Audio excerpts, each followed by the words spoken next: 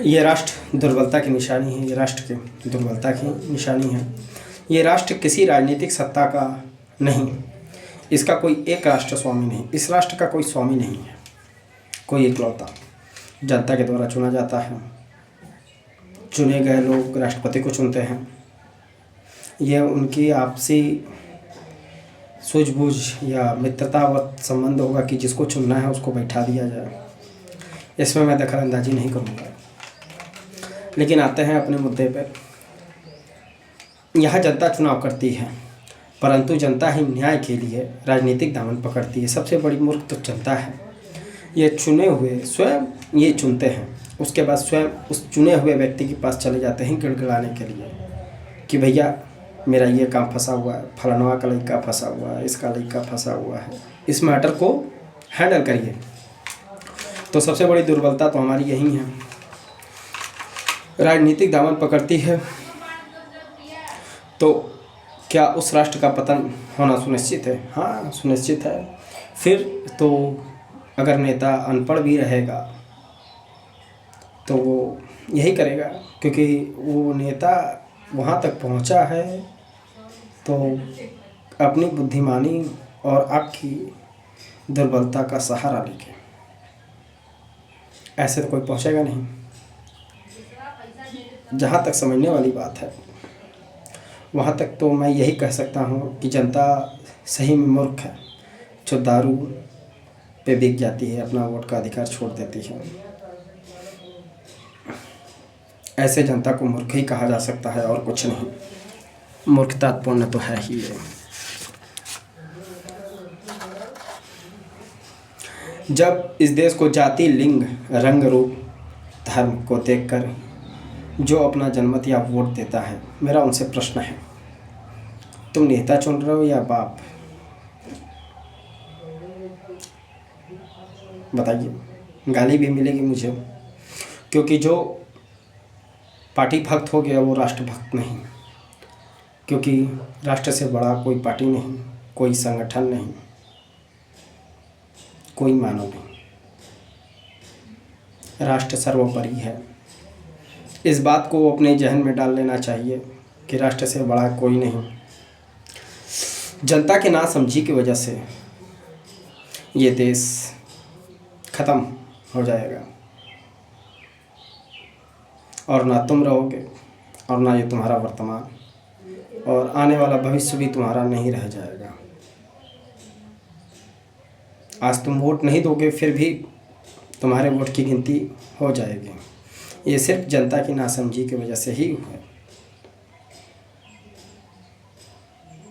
मैं यहाँ किसी पार्टी, किसी संगठन या किसी भी संप्रदाय के लिए यहाँ बात नहीं कर रहा, ना उनके विरोध में बात कर रहा हूँ। मैं सिर्फ अपने देश के लिए बात कर रहा हूँ और इसे किसी भी रंग, रूप, आकार से न जोड़ा जाए तो अच्छा और बेहतर होगा। तो चलिए आगे शुरू करते हैं। आज के समय को देखकर लगता है कि आज हमारे पास कोई विकल्प ही नहीं बचा है। सत्य बात है, कोई विकल्प नहीं बचा। ईवीएम वगैरह वगैरह बैलेट पेपर मुद्दे उठाए जाते रहते हैं हमेशा। तो सही में आपको भी लगता है कि कोई विकल्प नहीं बचा। कुछ पार्टियां राज सत्ता के मद में इतनी चूर हो चुकी हैं कि उन्हें सत्ता में बनाए रखना जनता की मजबूरी समझ में आती है। सही बात है, आप कहीं पे भी धर्म के नाम पर, संप्रदाय के नाम पे लड़वा दीजिए, दूसरे धर्म और संप्रदाय के मन में नफरत तो बैठ ही जाएगी। फिर वो इसी ताक में रहेगा कि आप हटिए तो हम काटें, आप हटिए तो हम उनको बताएं। तो ऐसा तो इन पार्टियों को नहीं करना चाहिए, क्योंकि राष्ट्र एक है, राष्ट्र में रहने वाले सब एक हैं। ये इस महामंत्र को ये बता ही नहीं पाए। और जब कोई ऐसा कानून पास होता है, आप समझ रहे होंगे मैं किस कानून की बात कर रहा हूँ। विगत वर्षों में और विगत कुछ दिनों में ऐसे कानून आते रहते हैं हमारे देश में, जो कि समाज के लिए एक दुष्परिणाम का काम करते हैं। जैसे कोरोना वायरस, उसी तरह पास होता है उस संसद के मंदिर से जो इस देश के एक गरिमा है इस देश का, वो संसद, उस संसद से पास होता है। लेकिन मुझे ये समझ नहीं आता कि ऐसे कानून संसद पास कैसे कर देता है। क्या वहाँ बैठे एमएलए, विधायक, एमपी क्या इतने मतलब बुद्धि से भ्रष्ट हो गए हैं कि ये समझ नहीं पाते हैं कि ये समाज में अगर ये चीज़ जाएगा तो क्या ही प्रभाव डालेगा, क्या हमारा समाज एकजुट रह पाएगा? नहीं, इनको इसकी नहीं पड़ी है, इनको पड़ी है सिर्फ अपने वोट की।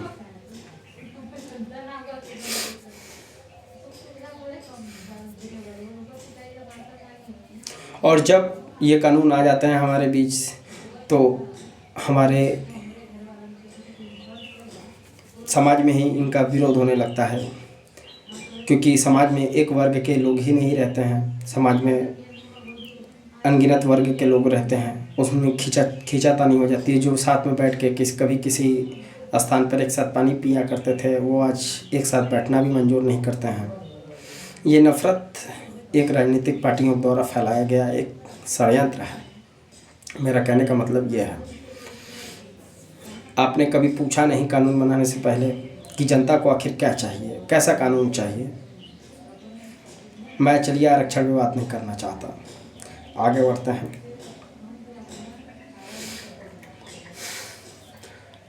तो उसी वर्ग से निकला हुआ नेता भी उस कानून के विरोध में बोलने से डरता है। क्यों डरते हैं भाई? ये डरते हैं, ये इसलिए डरते हैं कि इन्होंने कुछ ऐसे भूतकाल में या प्रेजेंट टाइम में या वर्तमान में, प्रेजेंट को वर्तमान ही कहते हैं, उसमें इन्होंने ऐसे कुछ अपराध या कृत्य काम किए होंगे, ये जानते हैं, इसलिए ये बेचारे बोल नहीं पाते। इसके पीछे बहुत बड़ा कारण है इनके ना बोलने का। उस वेदना को हमें समझना चाहिए। भाई नेता हैं, हमारे द्वारा चुने गए हैं, और ये कभी कभी जहाँ खड़े हो जाते हैं कुछ छोटे मोटे लोग, युवा नेता, बड़े नेता लोग आके इनके साथ सम्मिलित हो जाते हैं कि हमारा भी कुछ नाम हो जाए। नेता उसे कहते हैं जो देश, राष्ट्र, मानव समाज के लिए खड़ा हो, अग्रसर हो, उसे किसी की लालसा ना हो किसी चीज़ की। लेकिन इन्होंने नेता का परिभाषा ही बदल दिया। मेरा देश रोज़ नेताओं को गाली देता है, लेकिन वही देश अपने अपने पसंद के नेताओं के लिए लड़ता भी है। सबसे बड़ी खूबसूरती हमारे देश की ये भी है, जिसे ना हम समझ पाए, ना जो लड़ते हैं वो भी नहीं समझ पाए। एक समय ये गाली देते हैं, एक समय के बाद ये उसी राजनीतिक पार्टियों के नेताओं की चुनाव प्रचार में भी जाते हैं। और अगर वो राजनेता या पार्टी का जो भी हो, अगर वो कुछ बोल भी देता है उसके खिलाफ, तो वो उसे मतलब बचाने की कोशिश नहीं की जाती, उसका सपोर्ट नहीं किया जाता है। अभी तो वही पार्टी उनके राजों को खंगाल के जनता के सामने रख देती है कि लो देखो, तुम जिसको महामानव या नेता बनाने की कोशिश कर रहे हो वो कितना घृणित व्यक्ति है, तुम्हारा कितना हक खा रहा है।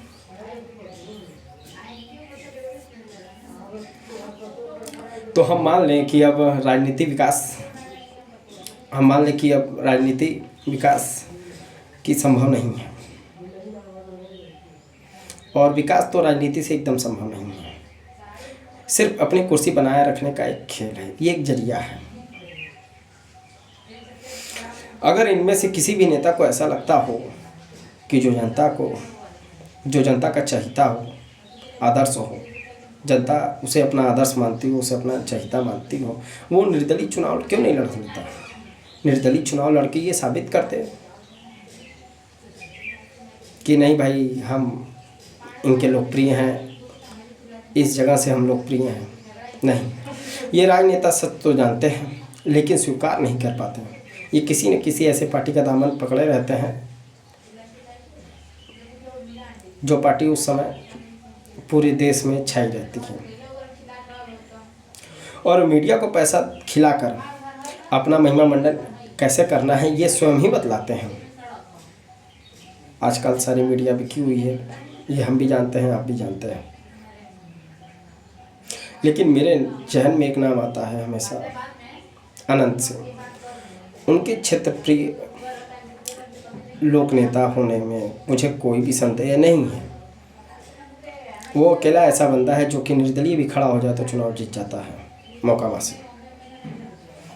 अब मुझे इसके बारे में उतना पता तो है नहीं, लेकिन मैंने सुना है कि वो निर्दलीय भी खड़ा हो जाए तो जीत जाता है।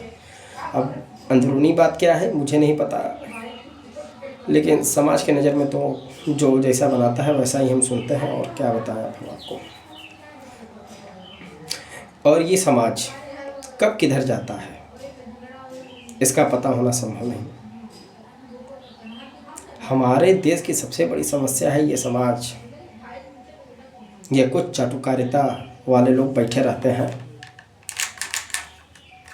जो कि हमेशा आलतू फालतू विचारों द्वारा समाज को प्रभावित करते रहते हैं। मैं यहाँ कहने से डरूंगा नहीं, क्योंकि इनके आलतू फालतू विचारों से ही समाज का भ्रष्ट हो जाना संभव है। तो क्या हमें नहीं चाहिए कि पहले ऐसे लोगों को समाज से बहिष्कृत किया जाए? हमें नहीं चाहिए आपके विचार, नहीं चाहिए आपके आदर्श वो वसूल। हमें 2 वक्त की रोटी नसीब नहीं हो पा रही है ढंग से, और आप पैसे वाले होकर अपने विचारों, अपने आदर्शों को हमारे सामने रख रहे हैं। आपने कौन सा झंडा गाड़ा है? देश के 80% 80 नहीं 90 कर देते हैं।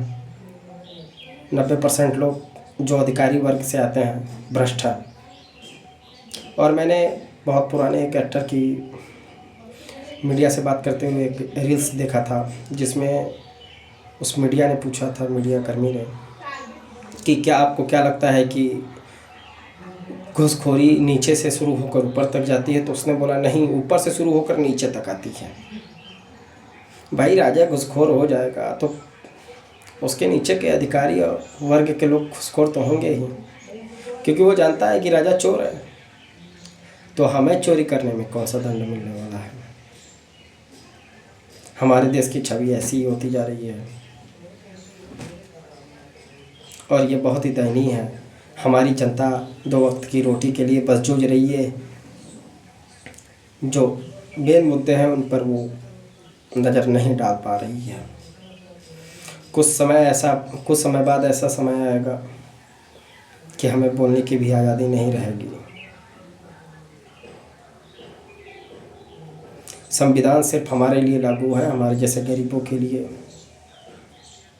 हमारे जैसे मिडिल क्लास फैमिली के लिए, और आप सिर्फ उस समूह का हिस्सा बनकर रह जाएंगे।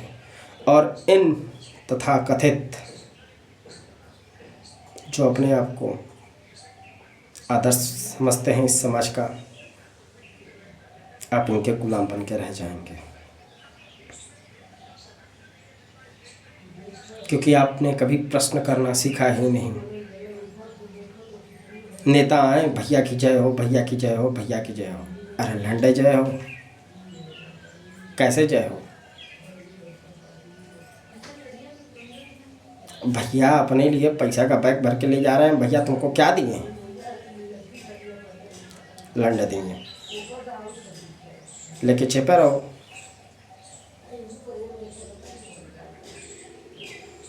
मेरे भाइयों थोड़ा जागो, भैया से सवाल करो, भैया से पैसा मांग के देखो, भैया से कहो कि भैया यहाँ इंस्टीट्यूट बनवा दीजिए, यहाँ कॉलेज बनवा दीजिए। भैया का देखिए क्या प्रतिक्रिया आती है। भैया कहेंगे जीतेंगे तब, अब भैया जीत जाएंगे तो गाड़ पे लात मार देंगे आप ही को, क्योंकि आप ही सलाह दे रहे थे। तो ऐसे लोगों के साथ क्यों रहना? आप भी नेता बन सकते हैं। जो आप कह रहे हैं उनको करने के लिए आप भी कर सकते हैं, लेकिन आपके पास पैसा नहीं है, क्योंकि आपके जहन में भर गया है कि जिसके पास पैसा रहता है वही राजनीति कर सकता है, वही नेता बन सकता है। कुछ लोग हैं जो नाच गाना बजाते थे, गाते थे, उन्होंने किसी पार्टी का दामन थामा और आज MP MLA हो गए, सांसद हो गए। और हमारे आप जैसे चोतिए वीडियो बना रहे हैं। नौकरी तो है नहीं, नौकरी मिलती भी है तो झाट भर, सैलरी भी झाट भर। कंपनियां प्रेशर डालती हैं, नहीं इतना काम करना है, इतने घंटे करना है, नहीं किए तो आप समझिएगा फलनवा बढ़ाओ, ढिंकनवा बढ़ाओ। हमारे आप जैसे चूतिए यही कर सकते हैं। और बात रही मैं अपने आप को चूतियों में क्यों गिन रहा हूँ, तो उसकी अलग बात है, क्योंकि मैं अपने विचारों से किसी को प्रभावित नहीं कर सकता। मैं चाणक्य थोड़ी हूँ भोसड़ी के कि मैं अपने विचारों से किसी को प्रभावित कर दूँ। मैं समझा सकता हूँ, बोल सकता हूँ। यहाँ पे आज इस समाज में बच्चा बड़ा हुआ 10 साल, 12 साल, 13 साल, 14 साल, उसके बाद उसके जहन में एक चीज़ घुस जाती है, किसी पार्टी का नाम। वो किसी अपने पसंद के नेता का आलोचना नहीं सुन सकता, और नेता भी आलोचना नहीं सुन सकते हैं। चलिए एक छोटा सा कॉन्सेप्ट लेते हैं प्रधानी के चुनाव का। एक गांव से 2 उम्मीदवार खड़े होते हैं, दोनों में से कोई एक ही जीतेगा, दोनों तो जीत नहीं सकते। तो जो जीतता है वो उस पर फोकस नहीं करता है कि मैं कैसे जीता, वो उस पर फोकस करता है कि मुझे किसने किसने वोट नहीं दिया, मैं उसका काम नहीं करूँगा। अरे भोसड़ी के, अबे तुम जीते हो भाई, प्रधान हो उस गांव के, तुम काम क्यों नहीं करोगे? लेकिन इसको उल्टा होता है, वो दुश्मनी साधने लगता है, नहीं इन्होंने नहीं दिया था मैं इनका नहीं करूँगा। क्यों नहीं करोगे भाई? और वो वहाँ की जनता, उस गांव की जनता भी यही कहती है, हाँ हाँ तो है वोट ना देना जाना, उनका काम ना हो चाहे प्रधान जी। हमारा समाज ही खुद दुर्बल है, घृणित है, और वैसे ऐसे समाज को लेके चलना चाह रहे हो आप मेरे भाई।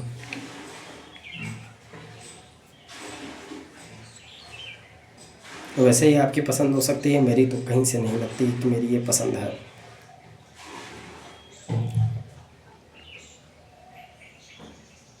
हो सकती है आपकी पसंद। उसी तरीके से आजकल पैसे के दम पे वोट खरीदे जा रहे हैं, दारू पिलाकर वोट खरीदे जा रहे हैं। तो जो ये सोचता है कि मैं पैसा देके बनाऊँ, मैं दारू पिला के बनाऊँ, वो आपके लिए क्या ही करेगा, कुछ नहीं करेगा। क्योंकि आप सोचेंगे कि चुनाव एक ही बार आता है, इसी में जो पैसा दे दें, क्योंकि उससे पहले आपका तो घर का रोजी रोटी चल नहीं रहा था, आप खा नहीं रहे थे, आप प्लास्टिक चबा रहे थे। उससे पहले खाना कहाँ मिल रहा था आपको? उस पैसे से आप साल भर कोठिला भर लेंगे अपना। और सरकार गांव, राज्य, देश, राष्ट्र के में जो भी महान होता है वो एक कानून लगाता है। वो कानून पीछे के दरवाजे से लागू होता है कि सत्ता द्वारा किया गया कोई भी अनैतिक कार्य अनैतिक नहीं होता। सत्ता के द्वारा किया गया कार्य, समझिए बात को, सत्ता के द्वारा किया गया अनैतिक कार्य भी अनैतिक नहीं होता। आप थोड़ा टैक्स चोरी करके देखिए, आपको पता चल जाएगा कि क्या मैं कह रहा हूँ। और जो जनता और जो सरकार करती है उसका क्या? सरकार ऐसे बहुत सी जगहों से अपने लिए फंड बटोरती है और जनता जान भी नहीं पाती। उसके पीछे का कारण है कि जनता ने कभी सवाल ही नहीं किया, आखिर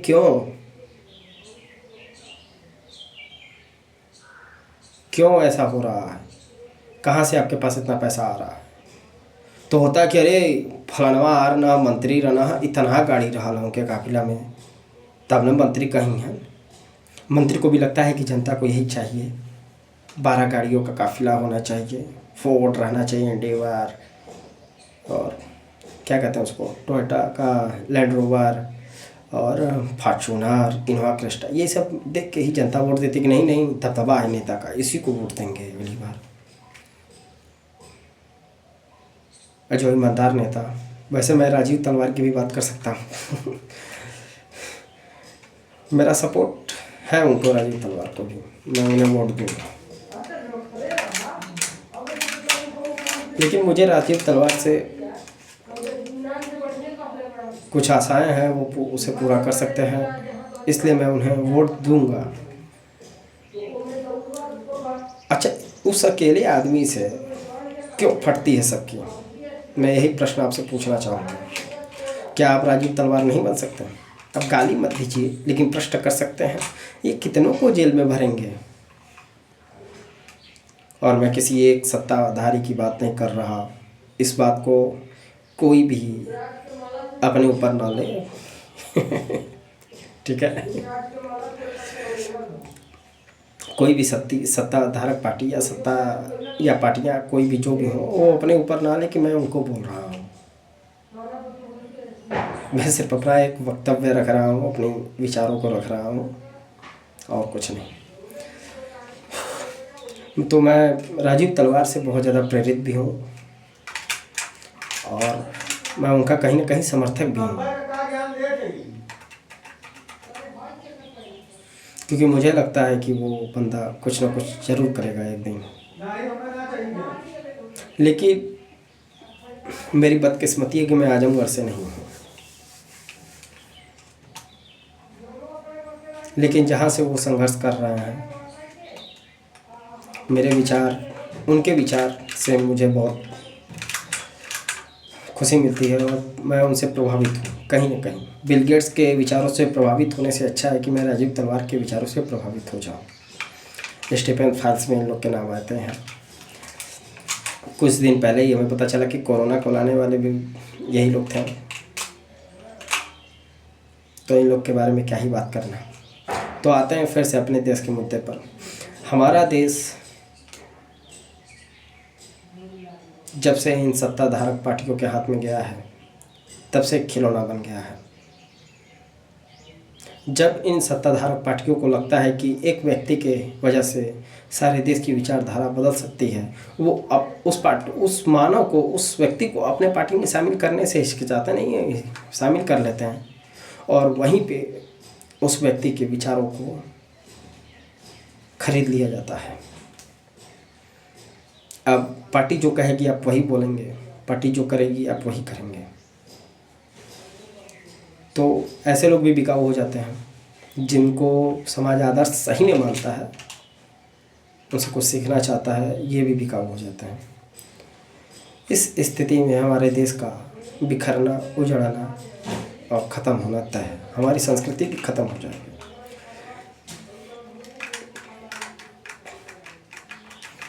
भूतकाल में चाणक्य नाम का एक व्यक्ति हुआ करता था। उसने एक बात कही थी कि जब तक राष्ट्र के संस्कृति और मैं मैगजीनिस्ट गिर गया यार, और क्या, जब तक उस राष्ट्र के संस्कृति का अंत नहीं होता, तब तक वो राष्ट्र कभी नहीं मरता। यहाँ संस्कृति क्या, सब कुछ मर गया है, धर्म मर गया है, सनातन मर गया है। देश गाय काटने वालों लोगों से चंदा लेती है। अभी देश से क्या ही उम्मीद लगा के रखा जाए। कुछ विगत वर्ष पहले हमारे ही गांव के दूसरे गांव के पास में ये घृणित कार्य करते हुए 2 लोग पकड़े भी गए थे। उन पे कार्रवाई भी हुई है, लेकिन उस कार्रवाई से मुझे तो नहीं लगता कि कोई प्रभाव पड़ेगा, क्योंकि जब सरकार ही बेच रही हो तो उनके बेचने ना बेचने से क्या ही फ़र्क पड़ेगा इस समाज को। और बात रही कि सरकार ने आखिर उनके पे क्यों ऐसा किया उनके साथ, तो सरकार को सीधे तौर पे पैसा नहीं दे पा रहे थे, फंडिंग नहीं हो पा रही थी, इसलिए उन्होंने ऐसा किया। मैंने आपको पहले ही बताया था कि सरकार जो भी काम करती है अनैतिक, उसे अनैतिक नहीं कहा जाना चाहिए, क्योंकि वो सरकार कर रही है। और आप जानते हैं आपके आसपास कितने अनैतिक कार्य होते हैं। इससे तो कोई, मुझे तो नहीं लगता कि जो समझदार है वो नहीं समझ पाएगा, समझ ही जाएगा। बात रही कि आखिर ऐसा क्यों, सरकारें ऐसा क्या क्यों कर पाती हैं, कोई भी राजनीतिक सत्ता पार्टी ऐसा क्यों कर लेती है। तो बात है हमारी कमजोरी, हमारी दुर्बलता, हमारे समाज का संगठित ना होना, हमारे विचारों का एक तरीके से ना मिलना। अभी हम आपसे कहेंगे कि फलानवा हमें 10 रुपये देना, फलानवा जाके दूसरे के यहाँ कह देना, तो फलानवा कहें कि काहे क्योंकि 10 रुपये दे देना, वो बहुत ख़राब आदमी है। यही विचारों का तो तोड़ना शुरू, टूट जाएगा विचार। अब वो आके हमसे तुरंत कहेगा कि 10 रुपये तो हमारे पहले हम दे, हमारों से बातचीत ख़त्म हो जाए कि ला मरते ले जाओ, तो वही 10 रुपया बदे आए कि ला। कहीं ना कहीं हमारे समाज को इस स्थिति से उबरना ही होगा। अगर हमारा समाज इस स्थिति से नहीं उबरता है तो हमारा पतन होना सुनिश्चित और हमारा ख़त्म हो जाना भी सही है।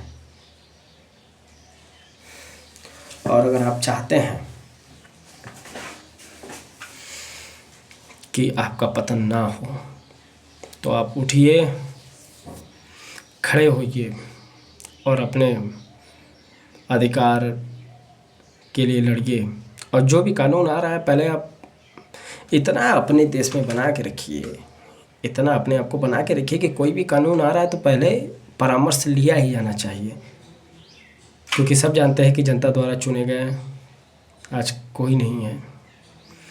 कहीं ना कहीं घोटाला है, ईवीएम घोटाला, पैसा से लिया गया वोट। तो कोई अपने आप को, कोई राजनेता अपने आप को भले मेरे सामने कह सकता है या मीडिया के सामने कह सकता है, लेकिन अंतरात्मा जानती है कि वो कैसे राजनेता बने हैं। इसलिए सवाल करिए, नहीं तो एक दिन ऐसा आएगा कि आप भी 2 रोटी के लिए मोहताज हो जाएंगे। और अगर आपको ये बात मजाक लग रही हो तो आप इस समय बनारस के दाल मंडी क्षेत्र में जाके देख सकते हैं। वहाँ पे दुकानदार अपने से दुकानों को आग लगा रहे हैं। पहले तो ये लोग पीछे से लोन बांटते हैं, उसके बाद जहाँ ये कार्य करते हैं वहीं पे इनके कार्य में बाधा डाला जाता है और उसे तोड़ दिया जाता है।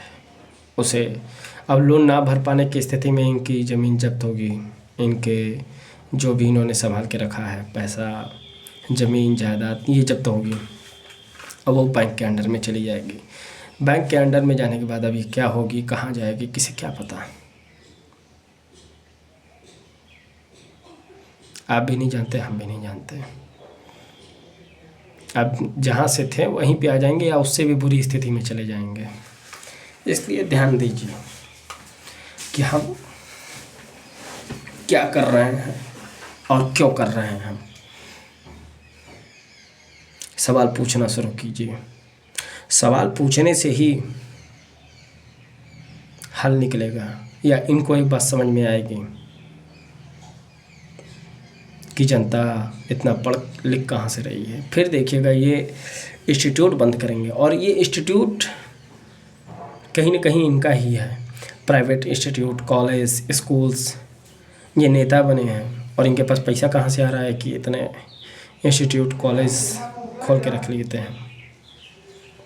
ये जनता के द्वारा दिया गया टैक्स का पैसा चोरी है और कुछ नहीं। इन तथाकथित विचारधाराओं वाले नेताओं से दूर रहें, और मेरी माने तो इनसे सवाल करना शुरू करिए। मैं न्यूज़ देख रहा था, उसमें किसी एक व्यक्ति ने हिम्मत करके निर्मला सीतारमण से बस एक शब्द पूछा कि इस बजट में,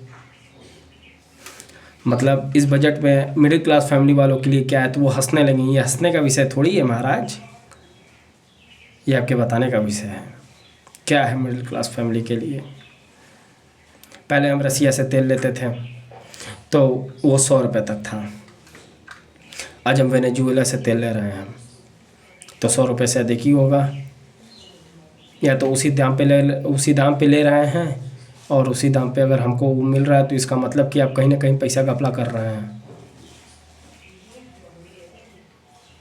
या जनता द्वारा बहुत ज़्यादा पैसा लिया जा रहा है, या आप भारत को गिरवी रखकर कहीं पे आप लोन लिए हैं किसी बैंक से, या आप उसकी भरपाई कर रहे हैं बिना हमसे पूछे। आपने हम सबको बेच दिया। आज भारत का हर एक आदमी हमारे ख्याल से, अगर आपने लोन लिया होगा तो सब कर्जदार हैं, सब कर्जा भर रहा है। झाड़ भर सैलरी आती है, उसमें हम सरकार को भी दें, टैक्स भी दें, घर भी चलाएं, लोन भी भरें, और ना भर पाए तो आपके कानून पड़े ही हैं। आपके अधिकारी पड़े हैं कि कैसे क्या लेना है। आज सरकारी नौकरी वाले किसी भी व्यक्ति से पूछिएगा तो वो कहेगा कि मैं खुश नहीं हूँ क्योंकि इतने सैलरी में मेरा नहीं हो पा रहा है। तो सोचिए कि जब सरकारी नौकरी करने वाले व्यक्ति का ये हाल है कि उसे घूस मांगकर अपना घर चलाना पड़ रहा हो, तो आप प्राइवेट नौकरी वालों से क्या आशा रख सकते हैं? कुछ नहीं। और आप फिर सवाल भी नहीं कर पाते।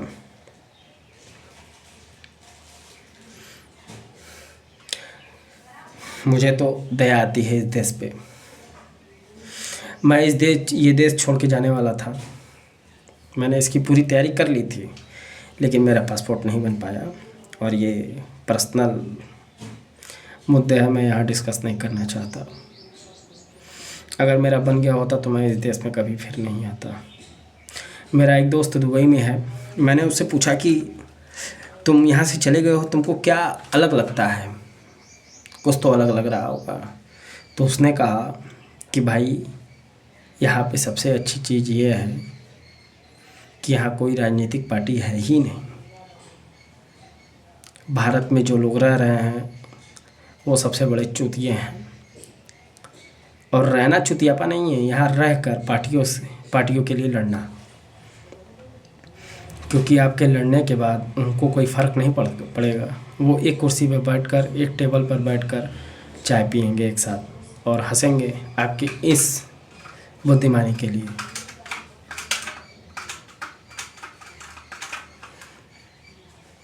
तो घृणित कौन हुआ, आप या नेता? आप, क्योंकि आप उनके नज़र में सिर्फ वोट बैंक हैं। आपके परेशानी से, आपके मजबूरी से उनको कोई फ़र्क नहीं पड़ता। हाँ, वो आपके परेशानी मजबूरी का फ़ायदा उठा सकते हैं। कहा गया है, करी कुसंगत चाहत कुशल, रही मन मन अफसोस, अफ पछताए होत क्या, जब चिड़िया चुग गई खेत। तो कुसंगत में रहकर आप अपना कुशलता चाहेंगे तो नहीं हो पाएगा। हमारा देश बुरा नहीं है, ये धरती, ये राष्ट्र बुरी नहीं है, इस पे राज करने वाले ये बुरे हैं। आज हमारे पास कोई विकल्प ही नहीं है। कुछ पार्टियां ऐसी हैं, ऐसा माहौल बना के रखी हैं कि आज हमारे पास विकल्प नहीं है सिवाय उनको चुनने के, क्योंकि हमने ये तय कर लिया कि अगर ये पार्टी गई या ये लोग गए तो हमारा विनाश संभव है। हम तथाकथित इनके विचारों के लिए कहीं मारे जाएंगे, कहीं पे हमारा खून बहेगा, कहीं से हम निर्वासित होकर भागे जाएंगे। सिर्फ इन्हीं का दिन है। और ये अपने घरों में एसी चलाकर, न्यूज़ खोलकर ये देखेंगे, या अपने बचाव के लिए पैसा देकर पीछे हटेंगे। ये भेड़ उनके तरफ नहीं जाने वाली मेरे भाई, ये भेड़ हमारे तरफ आएगी। जिस दिन अगर आप ये समझ गए, उस दिन आप इनसे ये सवाल पूछना शुरू कर देंगे कि आखिर ऐसा क्यों, आप क्यों ऐसा कर रहे हैं? हमने तो नहीं कहा था, आप खुद कर रहे हैं। भाई, मैंने आपको वोट देने से पहले ये तो नहीं कहा था कि आपने ये करिए, आप खुद कर रहे हैं, और दुश्मन आप हमको बना रहे हैं। क्योंकि वो जो भीड़ होती है वो उनके तरफ नहीं जाएगी, वो आएगी हमारी तरफ। क्योंकि कोई भी नेता दूसरे नेता की तरफ भीड़ करेगा ही नहीं।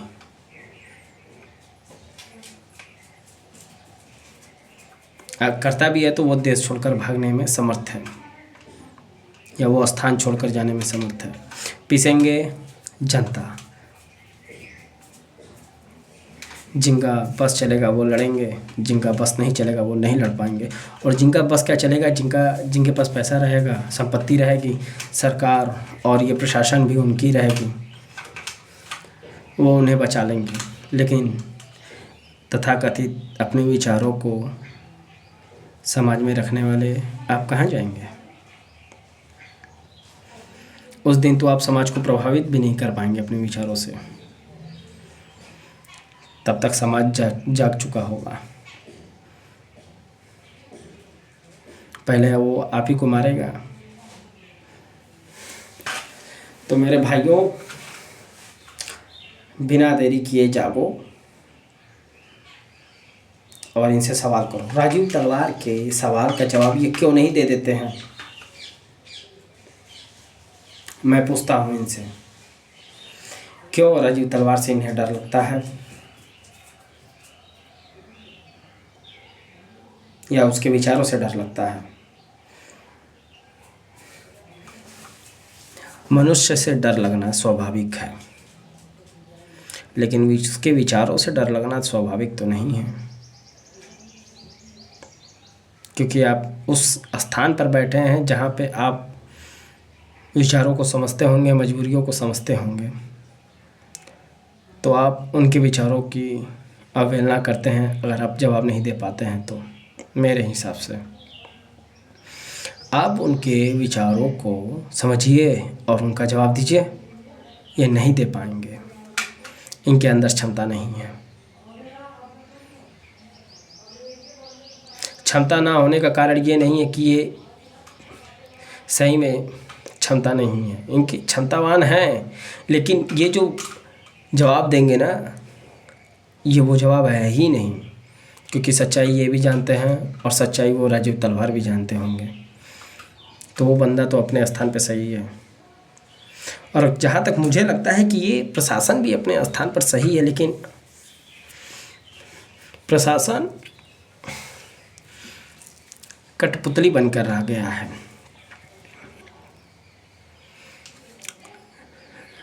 जो सत्ता आती है ये उसका पालन करते हैं, उसके आदेशों का। ये सोचते हैं कि बहुत मेहनत से नौकरी पाई है, अवहेलना करेंगे गलत चीज़ों का भी तो हमारा परिवार कैसे चलेगा। लेकिन इनका ज़मीर मर गया होता है उस समय, क्योंकि ये जानते हैं, जब ये जानते हैं कि ये गलत है उसके बावजूद ये काम करते हैं, तो इनका जो ज़मीर है वो मर चुका होता है। लेकिन उसके बावजूद भी ये काम करते हैं। अब वो इसलिए नहीं करते हैं, वो इसलिए करते हैं कि बहुत मेहनत से ही मैंने ये नौकरी पाई है। लेकिन ये भूल जाते हैं कि ये उसी समाज से पैसा लेते हैं। ये भूल जाते हैं ये उसी जनता से पैसा लेते हैं। ये राजनेताओं के कहने पर जनता से दुर्व्यवहार, मतलब जितना जानवरों के साथ दुर्व्यवहार किया जाता है उससे भी कई गुना बढ़कर ये दुर्व्यवहार करते हैं। इनका बस चले तो ये हमारे और आप जैसे लोगों को चींटियों की तरह मसल दें। लेकिन कभी आपने सोचा है कि अगर आपका हमारा बस चले तो क्या होगा? नेता ही नहीं अपितु पूरी सत्ता बदली जा सकती है। आज हमारे देश में किसी एक नए पार्टी का उदय होना चाहिए। ऐसी पार्टी जो जनता के विषयों को रख सके, समझे। और मैं ये सुनिश्चित कर देना चाहता हूँ कि ऐसी पार्टी हमारे समाज के लिए अब ज़रूरी है, क्योंकि हमारे पास विकल्प नहीं दिख रहे हैं हम किस पार्टी को वोट दें।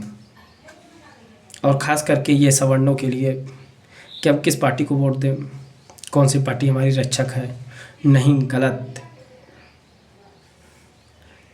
हमारे सवर्णों के वर्ग में इतने MP MLA विधायक सांसद हैं, ये चाहे तो खुद एक पार्टी का निर्माण कर सकें, लेकिन ये गलत हैं, कहीं ना कहीं गलत हैं। इनके मन में चोर है, ये जानते हैं कि अगर कहीं पत्ता उल्टा पड़ गया तो लेनी का देनी पड़ जाएगा। ये जानते हैं कि मैं किसी समाज का प्रिय नहीं, ये जानते हैं कि मैं किसी का चाहता नहीं।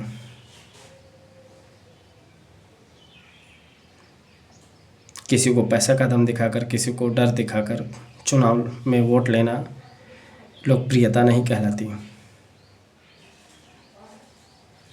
और मेरे ख्याल से जहाँ की जनता विकास के लिए तैयार ना हो, वहाँ विकास नहीं करना चाहिए, क्योंकि वहाँ पे पहले जनता की मजबूरियों को समझना चाहिए। आखिर क्या मजबूरी है कि यहाँ की जनता विकास नहीं चाह रही है। जहाँ पे रोड बनने जा रहे हैं वहाँ पे ये मंत्री विधायक पहुँच के खेत ज़मीन वहाँ पे लिखवा ले रहे हैं। जब रोड पास हुआ, पैसा इनके हाथ में गया। ये एक बिजनेस बन गया है, धंधा। राजनीति नहीं रही, राजनीति एक धंधा बनकर रह गई है। हमारे पहले के समय में कोठे पर तवायफ नाचा करती थी, हमारे यहाँ नहीं नाचा करती थी, पहले के समय में नाचा करती थी।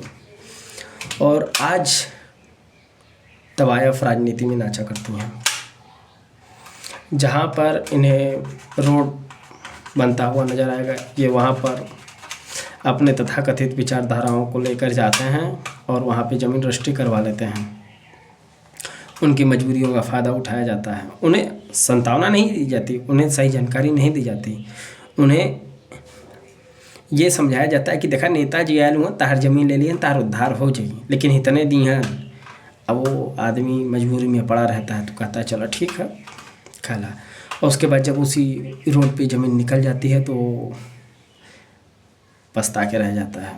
और ये बाद में कहते हैं कि मैं गया था नहीं लेने, वो खुद आए थे देने। लेकिन आप जानकारी तो दे सकते थे, आप नेता हैं, समाज के प्रति आपकी जिम्मेदारी क्या बनती है? समाज के प्रति आपकी जिम्मेदारी क्या बनती है कि जो जानकारी मिले उस पर काम कर लें, या जो जानकारी मिली उसे सबके में समझाएं, सबको दें कि यहाँ पे ऐसा होने वाला है, यहाँ पे ऐसा ये होगा, कहीं कोई मत जाइए, कहीं कोई अपनी ज़मीन मत बेचिए किसी को, बाहर वाले को। अभी हाल फिलहाल में बनारस में स्टेडियम बन रहा है। उस स्टेडियम के अगल बगल की जितनी ज़मीनें थीं मेरे हिसाब से आधे से अधिक बिक चुकी हैं दलालों के संपर्क के द्वारा। अब वहाँ पे बाहरी इन्वेस्टर्स, बिजनेसमैन, आर्टिस्ट वहाँ पे अपने होटल्स बनवा रहे हैं। तुम साले चूतिया जनता, जब तुम ये बात जानते हो तो तुम ऐसा करते क्यों हो? तुम लोग साला गोली खाने के लायक हो। अब वो ये बंदूक वाली गोली नहीं, गरीबी वाली गोली। तुम साला गरीबी में पैदा हुआ, गरीबी में मर गया, अब मरेगा भी।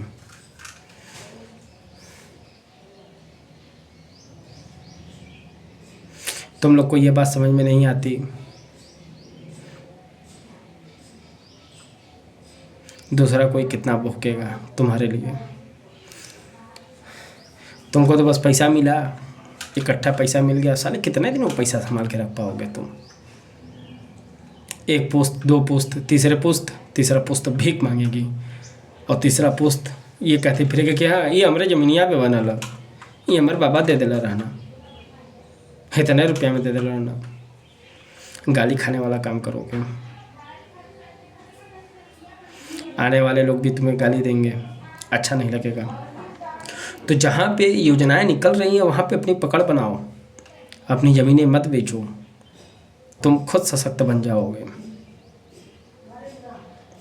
और जो नेता जो अपने आप को नेता कह रहा है या मंत्री कह रहा है, जो तुम्हें सही जानकारी नहीं दे रहा है, उसकी तुम तरफदारी करना बंद करो। पहली बात तो ये।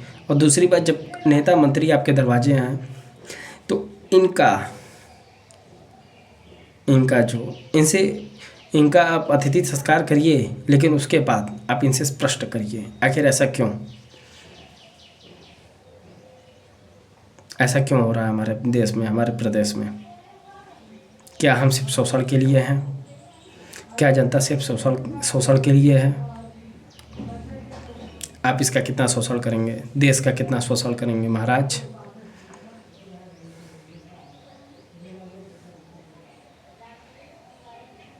और अगर आपको लगता हो कि तथाकथित पार्टियां ही ऐसा करती हैं तो मैं क्या करूं, तो आप उन पार्टियों को छोड़कर आप निर्दलीय चुनाव क्यों नहीं लड़ते? मुझे तो ऐसा लगता है कि हमारे देश को राजीव तलवार जैसे व्यक्तियों की ज़रूरत है।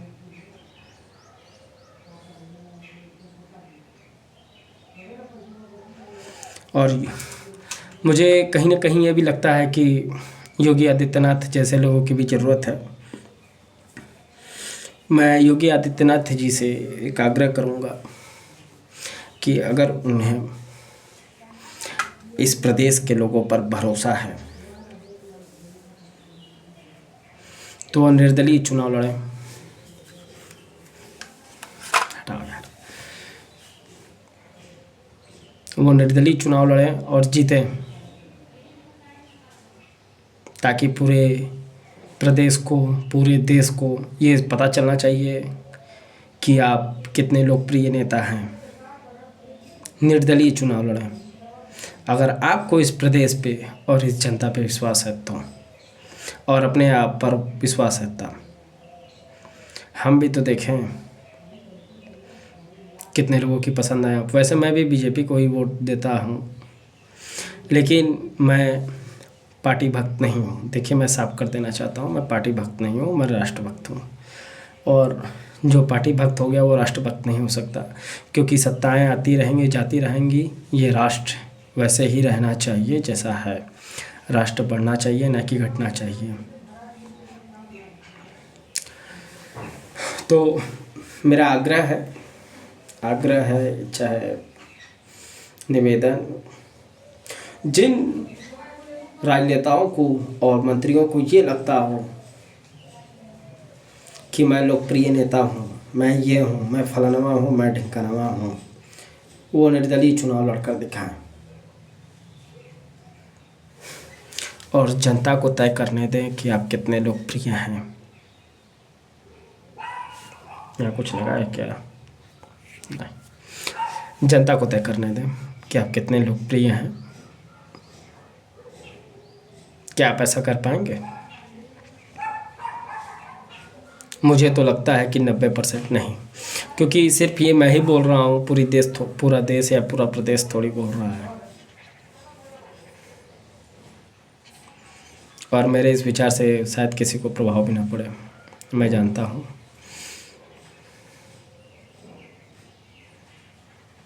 लेकिन जनता को ये बात सोचना चाहिए और जनता को ये बात कहना चाहिए।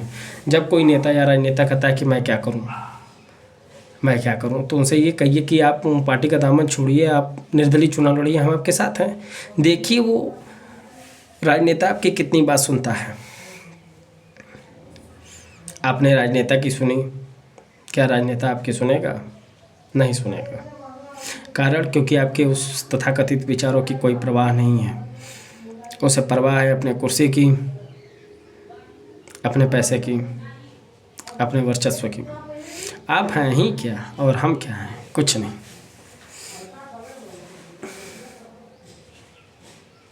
तो जागरूक बनिए महाराज, और इस दुनिया के भांग भौसड़ा से बाहर निकलिए और सवाल पूछिए कि क्या हो सकता है और क्या नहीं। आज हमारे देश में इन्वेस्टरों की कमी नहीं है, लेकिन वो इन्वेस्टर्स छोटे पैमाने पर नहीं, बड़े पैमाने पर हैं। सरकार फंड रिलीज करती है सड़क बनवाने के लिए 500 करोड़। बात समझिएगा, सुनिएगा इसको। रिलीज करती है 500 करोड़ रुपया। ठेका रिलीज कर देती है। अब ठेका बटेगा, ठेके में जो जितनी कम बोली लगाएगा, जो जितनी ज़्यादा बोली लगाता है। अब ये तो मैं बता रहा हूँ, इसको अभी एक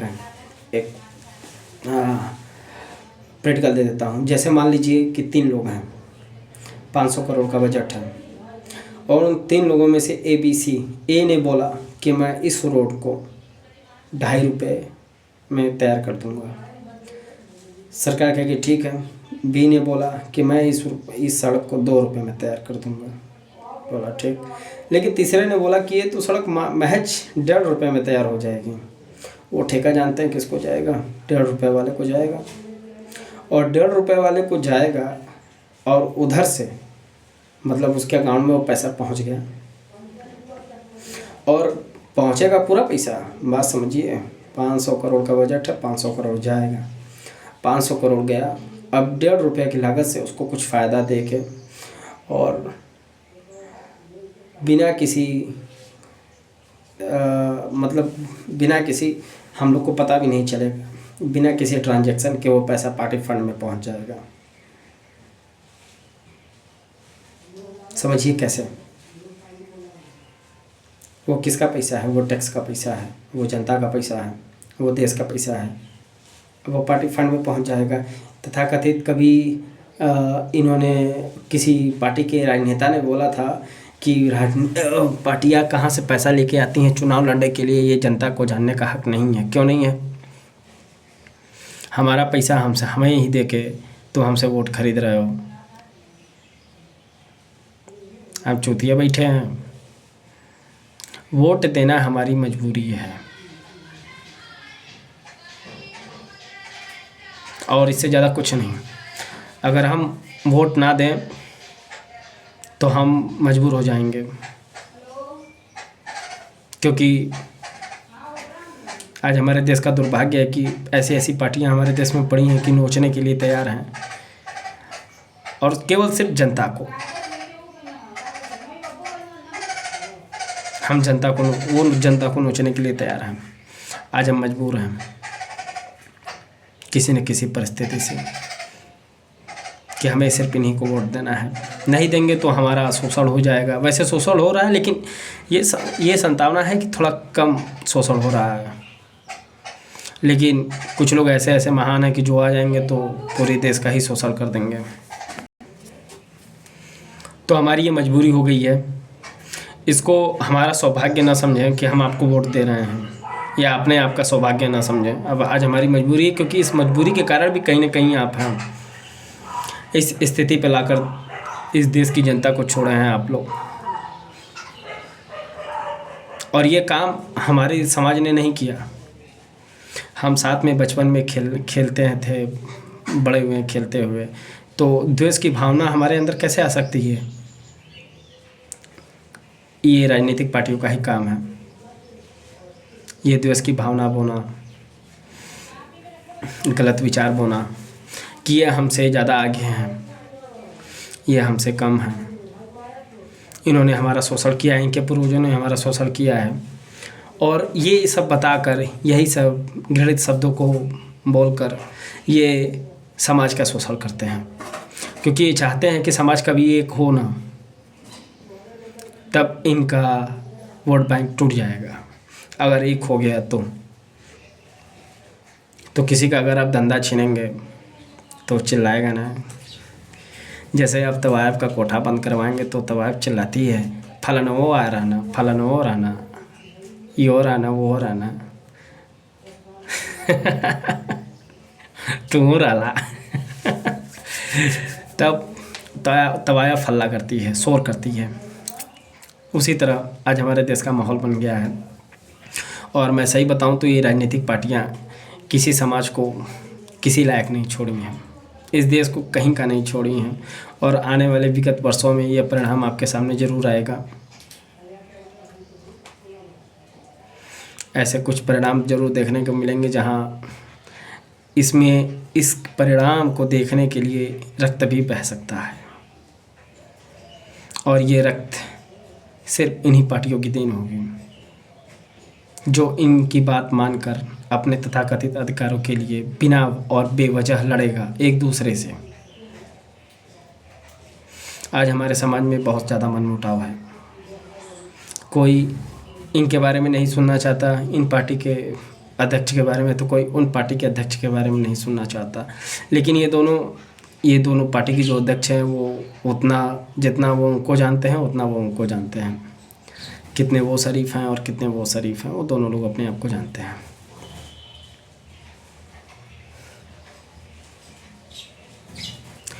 सबसे बड़ी विडंबना तो हमारे देश की यही है कि हमारा देश खुद नहीं समझ पा रहा है कि आखिर हमारे देश की जनता नहीं समझ पा रही है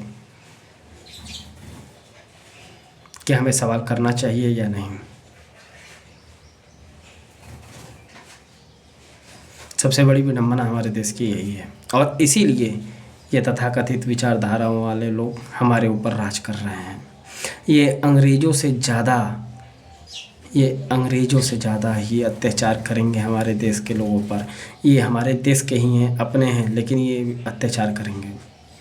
चाहे इस पार्टी के लोग हों, चाहे उस पार्टी के, चाहे किसी अन्य पार्टी के लोग हों। इनको फ़र्क नहीं पड़ता आपसे, आपके मजबूरियों से, आपके परेशानियों से। इन्हें फ़र्क पड़ता है चुनाव में इन्हें कितने वोट मिले और क्यों नहीं मिले। इससे इन्हें फ़र्क पड़ता है कि कौन सी पार्टी इन्हें अपना टिकट नहीं दी है और कौन सी दी है। इन्हें फ़र्क पड़ता है। इन्हें फ़र्क इससे पड़ता है कि कौन सा फलाना आपको वोट दिया है, कौन सा नहीं दिया है। इन्हें इस बात से फ़र्क नहीं पड़ता कि आप कितने मजबूरी में हैं या आपने आज क्या खाया या कौन कहाँ मरा, कैसे मरा।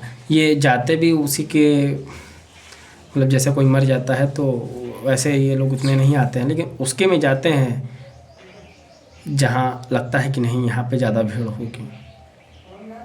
ये भीड़ में जाते हैं, वहाँ दिखाने जाते हैं कि देखिए मैं आया हूँ। ये उसके लिए नहीं जाते हैं, ये अपने लिए ही जाते हैं। ये करप्शन करते हैं, अपने लिए करते हैं।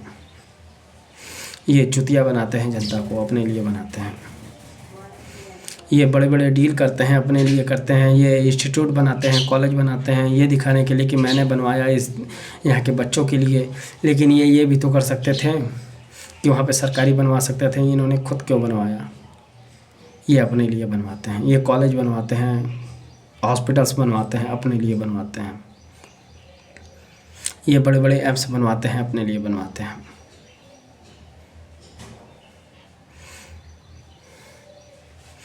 इनका कोई भी रिश्तेदार या कोई भी बेटा या अगर वगैरह चाहे जो भी हो, वो एक जगह नहीं है, सिर्फ आर्मी में, बॉर्डर पे, क्योंकि वहाँ इनकी नहीं चलती। वहाँ ये चलाना भी नहीं चाहते हैं क्योंकि गोली खाना बहुत बड़ी बात है। और ये भगत सिंह तो है नहीं और ना चंद्रशेखर आज़ाद कि जाएँ और गोली खा जाएँ। ये डरते हैं कि कहीं समाज जाग न जाए। ये डरते हैं कि कहीं समाज संगठित ना हो जाए। ये डरते हैं कि समाज कहीं हमसे प्रश्न न करने लगे। ये डरते हैं कि वोट देने से पहले कोई व्यक्ति हमसे ये न पूछे कि आप आगे वाले जीतने के बाद आप क्या करेंगे इस समाज के लिए। समाज के लिए नहीं, इस राज्य के लिए, इस देश के लिए, इस प्रदेश के लिए आप क्या करेंगे। ये डरते हैं। ये धर्म की राजनीति करते हैं। ये एक धर्म को अपने ओर करते हैं और उसी धर्म को फिर नोचते हैं। अगर आप समझदार होंगे तो समझ रहे होंगे कि मैं किस ओर बात कर रहा हूँ। ये किसी के सगे नहीं। ये खुद अपने बाप के सगे नहीं। राजनीति में सबसे बड़ा खेल यही होता है कि कोई किसी का सगा नहीं होता। अगर वो कोई जुड़ता है किसी भी राजनीतिक पार्टी से तो अपनी या तो स्वार्थ की वजह से या मजबूरी की वजह से, क्योंकि उन्होंने ऐसे कुछ कृत्य अपराध किए रहते हैं जिसे अगर जनता जान जाए तो नकार देगी, उनकी छवि खराब हो जाएगी। और इसे छुपाने के लिए या तो मजबूरी में उस पार्टी का दामन थामते हैं या अपने स्वार्थवश उस पार्टी का दामन थामते हैं। और जो भी इनको पैसा नहीं या फंड नहीं देता ये उसे बर्बाद कर देते हैं। उनका बर्बाद होना तय नहीं है, लेकिन ये बर्बाद कर देते हैं। इन्हें पैसा मिलना चाहिए और ये तथाकथित अपने विचारधाराओं से समाज में लड़वाते हैं, धर्म के नाम पर, संप्रदाय के नाम पर, वर्ग के नाम पर। अगर आप समझदार हैं तो समझदार बनिए, उठिए और सवाल करिए इनसे। जय माँ भारती।